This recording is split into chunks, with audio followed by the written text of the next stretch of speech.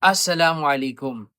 Anong gagawin kung may settlement na sa lupon pero hindi tumupad ang nireklamo? Kung may settlement o kasunduan na sa lupong tagapagpamayapa, ngunit hindi ito tinupad ng nireklamo, maaring humiling ang nagrereklamo ng pagpapatupad ng kasunduan sa barangay o sa korte. Kung hindi pa lumagpas sa 6 na buwan mula nang magkaroon ng settlement, pwede kang mag-file ng motion for execution sa lupon para sa enforcement ng kasunduan.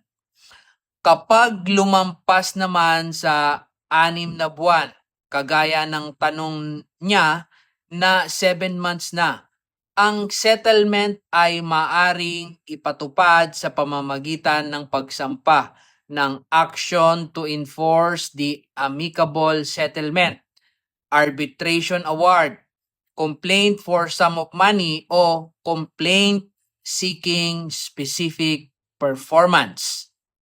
May natutunan ka na naman ba ngayong araw? I-like, i-share at i-comment ang inyong tanong.